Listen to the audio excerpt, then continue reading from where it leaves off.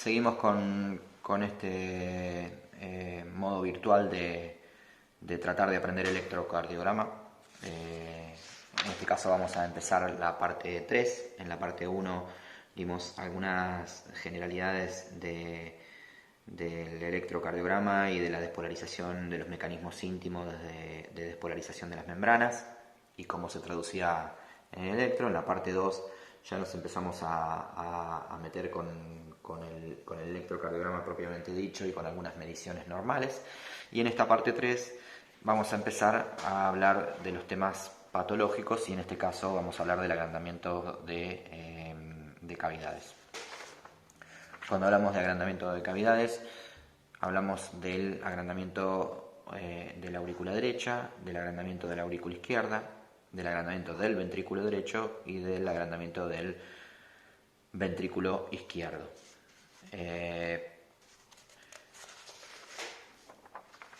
Un poco para nombrarles cómo se produce esto, básicamente las cavidades se sobrecargan o se ven sometidas a una sobrecarga de volumen y de presión. Eso genera un aumento de la masa muscular cardíaca. Ese aumento de la masa muscular cardíaca genera un aumento de voltaje en la despolarización y también un aumento en la duración de esa despolarización, que se traduce en un aumento en la altura de los complejos y en la amplitud en tiempo de los complejos. También ese cambio en la despolarización de las membranas celulares provocado por esa sobrecarga de volumen, de presión y consecuente aumento de la masa genera una desviación del eje hacia el lado de la cavidad sobrecargada. Y por último, esto lo vamos a poder leer en modificaciones que se producen en el electrocardiógrafo.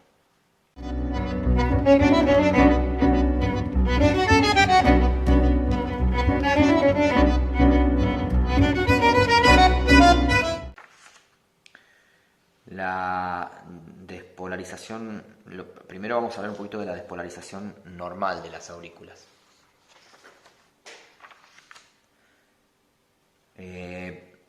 Lo primero que tenemos que saber o recordar es que las aurículas se despolarizan primero con un vector que se dirige hacia abajo, que corresponde a la despolarización de la aurícula derecha. Siempre recuerden que se empieza despolarizando la aurícula derecha porque es la que está más cerquita del nódulo sinusal. Y por último, un vector que se dirige hacia el lado izquierdo, que corresponde a la despolarización de la aurícula izquierda. Siempre recordemos que la sumatoria de esos vectores siempre genera un vector resultante. Si lo traducimos en un gráfico un poquito más detallado, vemos que primero se va a despolarizar la aurícula derecha y mientras se está despolarizando la aurícula derecha comienza a despolarizarse la aurícula izquierda y termina por despolarizarse más tarde la misma. La duración de esta despolarización nunca excede los 0,08 a 0,10 segundos. Esto en distancias son 25 milímetros y la altura de la despolarización tanto de la aurícula derecha como de la aurícula izquierda tampoco nunca excede los 25 milímetros. Mirado desde las precordiales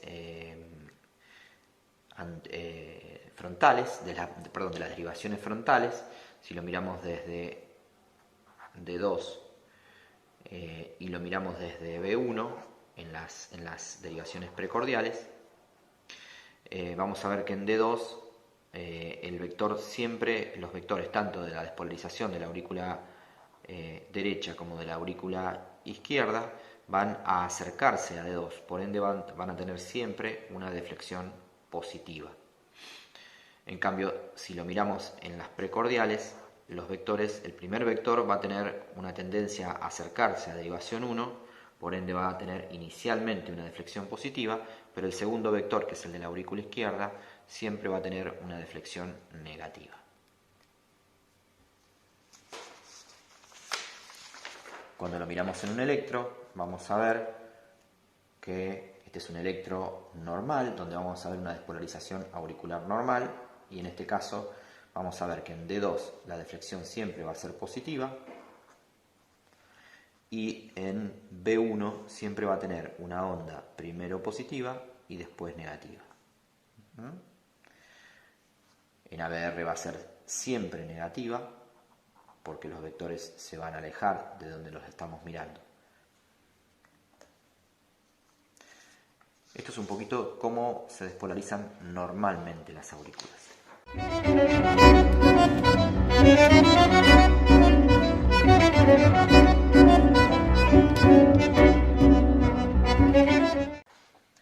Cuando nos metemos con el agrandamiento auricular derecho,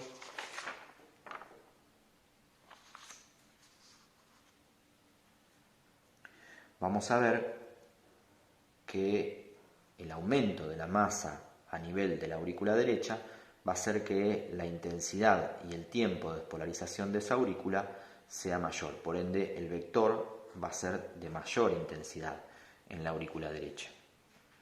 Al ser un vector de mayor intensidad en la aurícula derecha, esto es a modo comparativo lo normal y lo patológico en la aurícula derecha, el vector va a tener una duración, la despolarización va a tener una duración más grande y también va a tener una mayor amplitud en voltaje.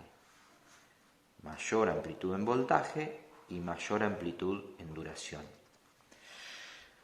Si lo miramos en el plano frontal, vamos a ver que en derivación 2 ese vector se va a acercar, pero se va a acercar a derivación 2 con una intensidad mayor.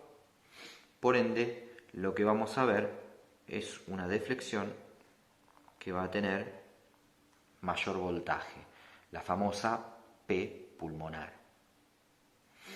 Cuando lo miramos desde derivación, desde B1 a nivel de las precordiales, vamos a ver que inicialmente el vector va a tender a acercarse a B1, pero después el vector normal de la despolarización de la aurícula izquierda se va a alejar. Por ende, primero vamos a tener una deflexión muy positiva de P pulmonar y después una pequeña deflexión negativa que corresponde a la despolarización de la aurícula izquierda.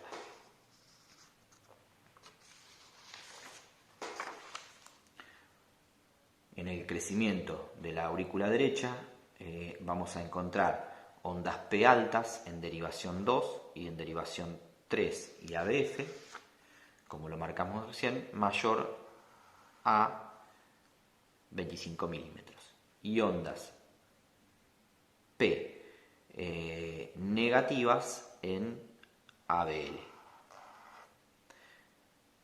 Y por último, ondas P positivas y picudas en derivación B1 y B2.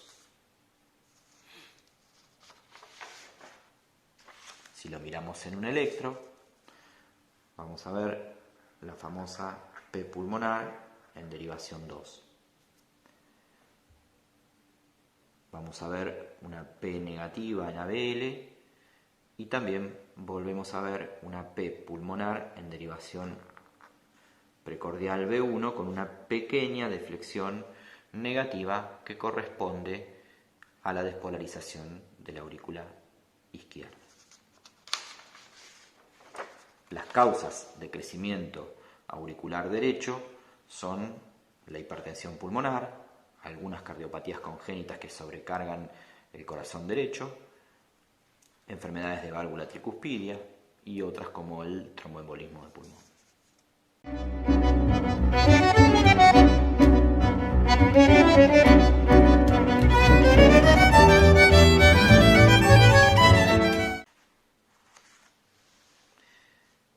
Vamos a ver en este caso que el vector que despolariza la aurícula derecha es un vector normal, pero el vector que despolariza la aurícula izquierda está aumentado por un aumento en la masa de células musculares cardíacas de la aurícula izquierda.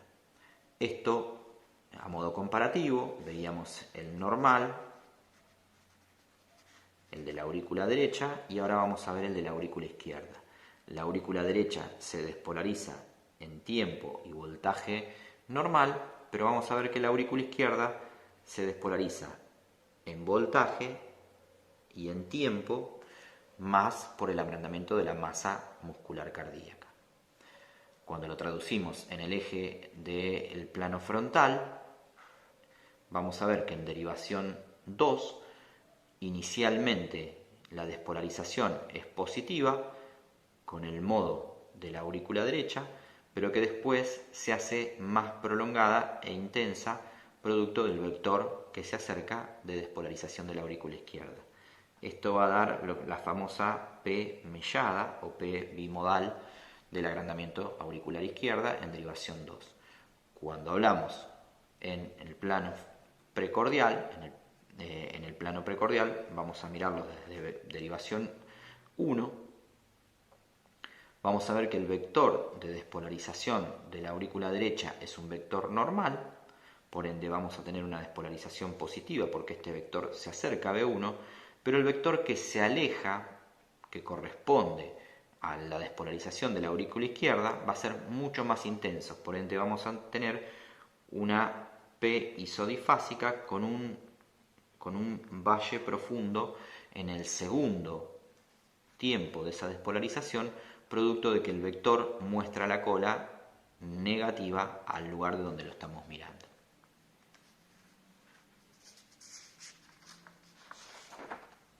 Entonces, ondas P ancha, mayores a 11 milímetros, porque recordemos que la despolarización de la aurícula izquierda es el segundo componente, por ende se va a prolongar esa despolarización. Hay un acortamiento del PR porque esa prolongación de la despolarización hace que se monte sobre el segmento PR y acorta ese segmento por ese ensanchamiento de la onda P. Tiene una morfología en doble lomo, por esto de que aumenta la amplitud del segundo componente y lo prolonga a expensas del agrandamiento auricular izquierdo. La P es negativa o isodifásica en derivación 3 y positiva en derivación 1 y ABL. Y en B1 el componente positivo inicial corresponde a la aurícula derecha y otro más amplio y duradero negativo a la aurícula izquierda.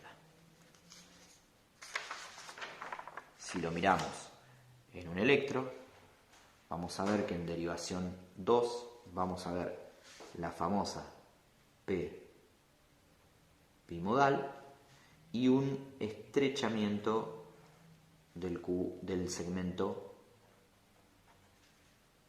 PR, porque el segundo componente se monta sobre el segmento PR normal.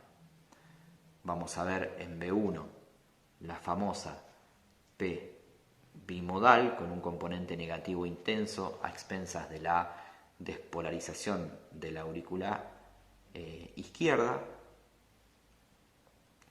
y vamos a ver P positivas en derivación 1 y en ABF, porque están mirando cómo se acercan esos vectores.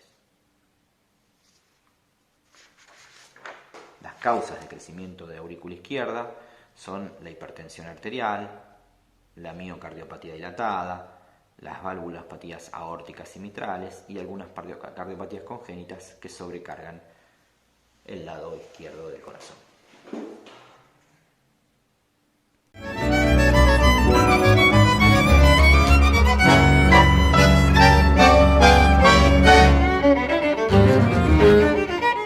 Para empezar el tema de agrandamientos ventriculares, vamos a hacer un pequeño repaso de la despolarización normal de los ventrículos. Recordemos que uno puede mirar la despolarización normal de los ventrículos desde dos planos, el plano frontal y el plano horizontal o de las precordiales.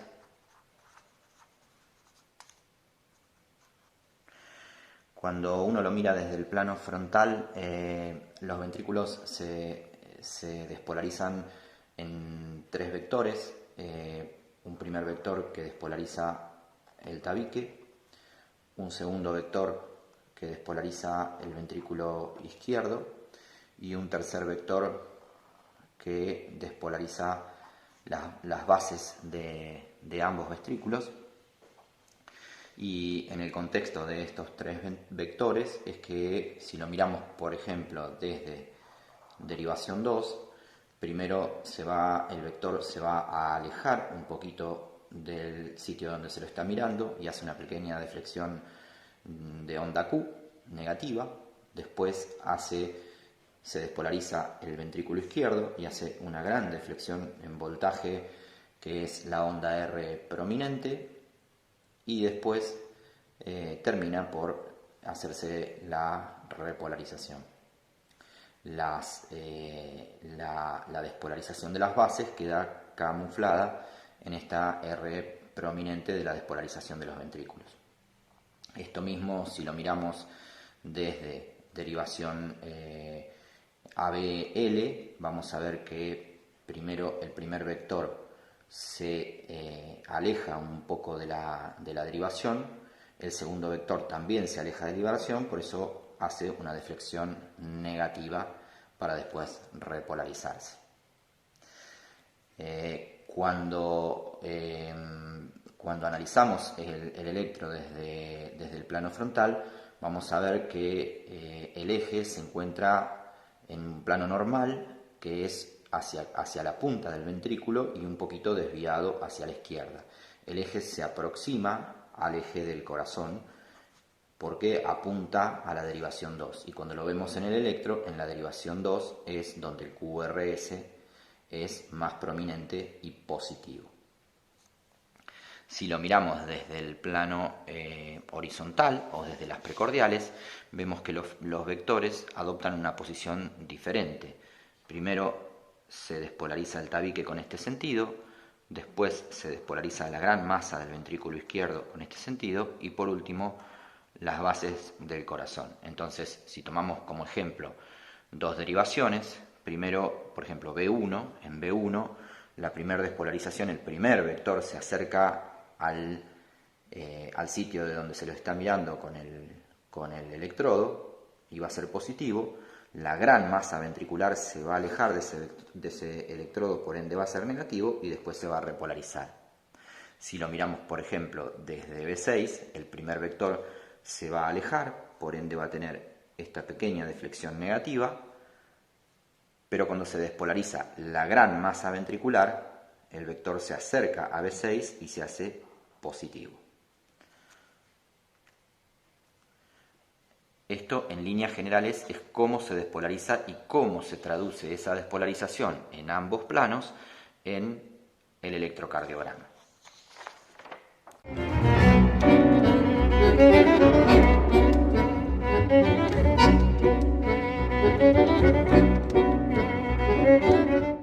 Cuando nos metemos en el agrandamiento del ventrículo derecho, vamos a ver dos o tres cosas. Lo primero que tenemos que saber es que el corazón, cuando el ventrículo está hipertrofiado, se va a producir una pequeña rotación hacia la derecha del músculo cardíaco. Por ende, los vectores van a adoptar una posición diferente. Primero vamos a tener un pequeño vector que despolariza el tabique, después vamos a tener un vector un poco más grande que despolariza el ventrículo izquierdo y por último el vector que despolariza las bases. Pero cuando hay un agrandamiento de las cavidades derechas, el músculo se hipertrofia, vamos a tener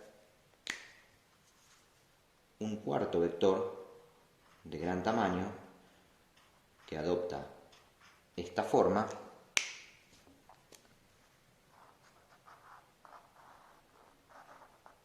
y que va a ser el que va a dominar el cuadro. Lo mismo va a pasar en el plano de las precordiales. Vamos a tener un vector que despolariza el tabique, un vector que despolariza el ventrículo izquierdo, un vector que despolariza las bases y un gran vector que despolariza el músculo cardíaco hipertrofiado. Ese gran vector que despolariza el músculo cardíaco hipertrofiado es el que va a condicionar los cambios electrocardiográficos. Y cuando vemos cambios electrocardiográficos, lo vamos a mirar en el plano frontal, por ejemplo, en dos derivaciones. En derivación 1 vamos a ver que el vector prominente se va a tender a alejar de esa derivación. Por ende, primero vamos a ver una pequeña despolarización positiva correspondiente al vector del ventrículo izquierdo y después una gran despolarización negativa correspondiente a la despolarización de ese músculo cardíaco derecho hipertrofiado. Cuando lo miramos desde derivación 3, vamos a ver que esto se produce al revés. Primero se va a producir una pequeña despolarización negativa correspondiente al ventrículo izquierdo y después una gran despolarización positiva correspondiente a ese ventrículo hipertrofiado. ¿Por qué se produce primero esta pequeña despolarización negativa? Porque lo que se dice es que todo músculo hipertrofiado tiene una latencia un poquito mayor hasta que se empieza a despolarizar que el músculo que está normal. Entonces, siempre que vos tengas un músculo cardíaco normal y un músculo cardíaco hipertrofiado, primero va a tender a despolarizarse el normal. Por eso siempre una pequeña deflexión inversa a la que predomina cuando empieza la despolarización. Lo mismo va a pasar en el plano de las precordiales. Si lo miramos desde B1, el músculo cardíaco primero va a tener una pequeña deflexión negativa para hacerse después muy positiva la R. Y después, si lo miramos desde B6, va a ocurrir exactamente lo inverso. Primero una pequeña deflexión positiva para después hacerse muy negativa. ¿Tá? Y esto es lo que corresponde a la despolarización. De esta forma se despolariza un ventrículo izquierdo hipertrofiado. Ventrículo derecho, hipertrofiado. A modo de resumen, vamos a ver que aumentan el voltaje de la CR con disminución del voltaje de las S en las derivaciones precordiales derecha.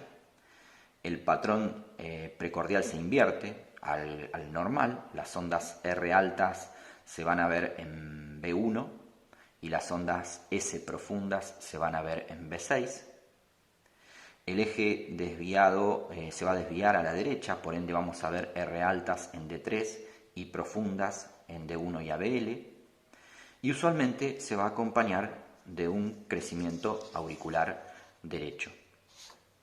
Cuando lo vemos en un electro real, por decirlo de alguna manera, vamos a ver las ondas R altas en las precordiales derechas, R altas en precordiales derechas, B1 y B2, S profundas en B5 y B6, precordiales izquierdas, patrón invertido al de un electro normal. Vamos a ver también el eje desviado a la derecha. Vamos a ver que las R en derivación 3 son altas. La derivación 3 es la derivación de cara inferior más desviada a la derecha. Y las S van a ser profundas en ABL, cosa que nos muestra que el eje se va alejando de ABL, que mira el corazón desde el lado izquierdo. Y por último vamos a ver lo que se llama la que lo vimos cuando vimos agrandamientos auriculares, la P pulmonar, esas P picudas que exceden la P normal. Eso lo vamos a ver en derivación 2 y vamos a ver una P isodifásica en B1.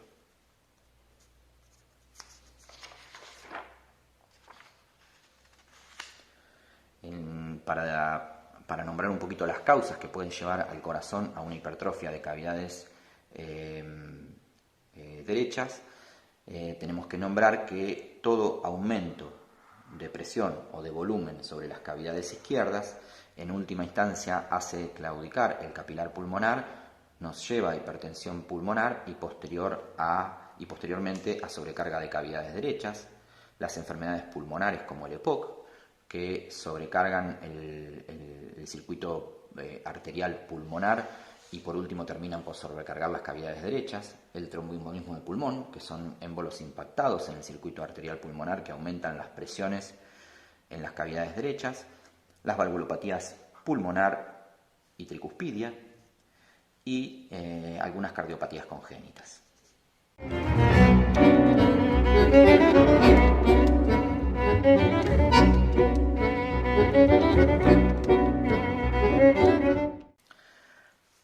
Cuando nos referimos al agrandamiento del ventrículo izquierdo, vamos a ver más o menos lo mismo. En el agrandamiento del ventrículo izquierdo, nosotros el corazón va a estar rotado hacia la izquierda. Por ende vamos a tener un vector de despolarización que afecta al tabique, un segundo gran vector que afecta la despolarización del ventrículo izquierdo y un tercer vector que queda camuflado que provoca la despolarización de las bases del corazón. Lo mismo va a pasar en el plano de las precordiales. Un vector que despolariza el tabique, un gran vector que despolariza el ventrículo izquierdo y un vector que despolariza la base. A diferencia de lo que pasa con el agrandamiento ventricular derecho, que había como un vector extra, acá no, acá hay una acentuación del vector normal de despolarización. Por ende, lo único que vamos a ver en el electrocardiograma, o lo que más importante vamos a ver en el electrocardiograma, es una acentuación de la despolarización normal del corazón. Y es así que cuando lo miramos, por ejemplo, desde derivación 1, nosotros vamos a ver primero una pequeña deflexión negativa del vector que se aleja de donde lo estamos mirando, pero después una gran deflexión positiva que corresponde a la despolarización del ventrículo izquierdo. Cuando lo miramos desde derivación 3, vamos a ver lo inverso, una pequeña deflexión positiva que corresponde al vector de despolarización del tabique y después una gran deflexión negativa que corresponde a la despolarización del ventrículo izquierdo que se aleja del punto donde lo estamos mirando. ¿Está?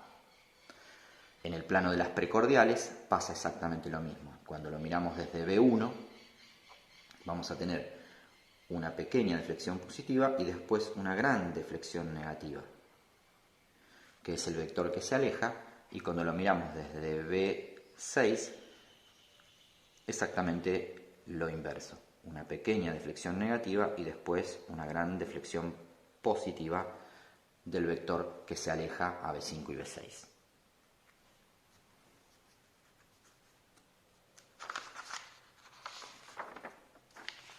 A modo de resumen, vamos a decir que la amplitud del QRS se ve aumentada con respecto a lo normal, amplitud en voltaje, mayor altura, que aumenta la duración del QRS. En general, como se despolariza una gran masa muscular, un QRS normal dura 60 milisegundos hasta 100 milisegundos, este QRS del ventrículo izquierdo hipertrofiado va a estar siempre cercano a 100 o excediéndolo un poquito. Las ondas S van a ser profundas en B1 y B2, que son las precordiales derechas, y las R van a ser altas en B5 y B6, que son las precordiales izquierdas, lo mismo que en las derivaciones D1 y ABL, que miran al corazón desde el lado izquierdo. Y por supuesto el eje eléctrico va a estar desviado hacia la izquierda, que es el lado del ventrículo hipertrofiado. Cuando lo traducimos en un electro, vamos a ver que D1 va a tener un voltaje incrementado con respecto a lo normal, y D3 va a tener una S profunda más incrementada con respecto a lo normal. Esto muestra que el eje está desviado más hacia D1 que lo que normalmente pasaba en un electro que apuntaba más hacia D2. Cuando miramos el plano de las precordiales, vamos a ver que encontramos R altas en B5 y B6 con S profundas en B1 y B2.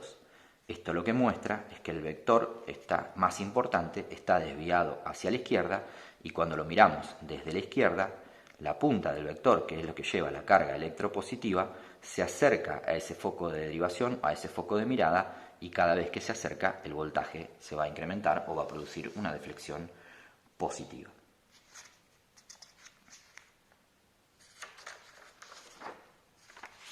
En el incremento en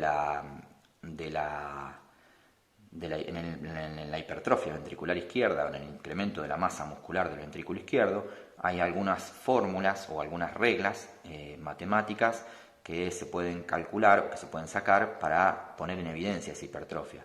Una de las más conocidas es el índice Sokolov-Lyon, que dice que la sumatoria de las S profundas en B1 más las R alta en B5 o en B6 tiene que dar mayor a 35 milímetros, y otro que por ahí no es tan conocido, pero que sí es muy específico. Específico quiere decir que no está siempre, pero cuando está es bien patognomónico de hipertrofia ventricular izquierda, que es la R en ABL mayor a 11 milímetros.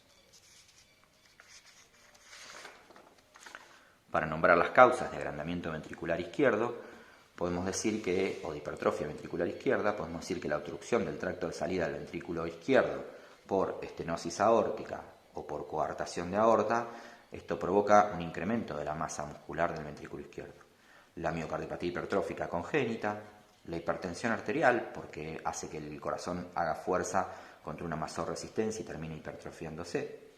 La insuficiencia aórtica, por ejemplo, por sobrecarga de volumen, ya no de presión, y algunas cardiopatías congénitas también.